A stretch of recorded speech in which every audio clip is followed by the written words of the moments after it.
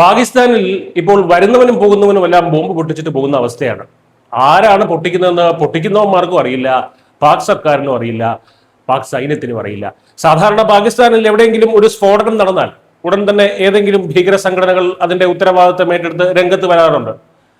എന്നാൽ ഇപ്പോൾ ഖൈബർ പക്തുൻഖയിൽ നടന്ന ഇരട്ട സ്ഫോടനങ്ങളുടെ ഉത്തരവാദിത്തം ഇതുവരെ ആരും ഏറ്റെടുത്തിട്ടില്ല. ഇതോടെ പാകിസ്ഥാനെ വിറപ്പിക്കുന്ന ആ അജ്ഞാതർ പുതിയൊരു ഭാവത്തിൽ പുതിയ തന്ത്രങ്ങളുമായി വീണ്ടും രംഗത്തിറങ്ങിയിരിക്കുകയാണോ എന്ന ഭയം പാക് സൈന്യത്തെ പിടികൂടിയിരിക്കുകയാണ്.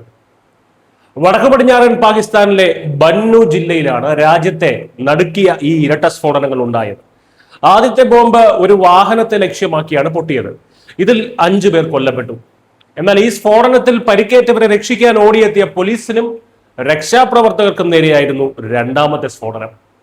ഇതിൽ 2 പേരുടെ കൂടി ജീവൻ നഷ്ടപ്പെട്ടു. അതായത് കൃത്യമായിട്ടുള്ള ആസൂത്രണത്തോടെ നടത്തിയ ഈ ഡബിൾ ടാപ്പ് ആക്രമണം ലക്ഷ്യമിട്ടത് പാക് സുരക്ഷാ സേനയെ തന്നെയാണ്. ഈ അജ്ഞാത ആക്രമണത്തിന് പിന്നിൽ ആരാണെന്ന് കണ്ടെത്താൻ കഴിയാതെ പാക് ഇന്റലിജൻസ് ഏജൻസി ആയിട്ടുള്ള ISI ഇരുട്ടിൽ തപ്പുകയാണ്. സ്ഫോടനത്തിന് പിന്നാലെ പാക് പ്രസിഡന്റ് ആസിഫ് അലി സർദാരി ചില മുന്നറിയിപ്പുകളും ഒക്കെ ആയിട്ട് രംഗത്ത് വന്നിരുന്നു. ഭീകരർക്ക് സഹായങ്ങൾ നൽകുന്ന ആഭ്യന്തരവും ബാഹ്യവുമായിട്ടുള്ള ശക്തികൾക്ക് മുന്നറിയിപ്പ് നൽകുന്നു എന്നൊക്കെയാണ് അദ്ദേഹം തട്ടിവിട്ടത്.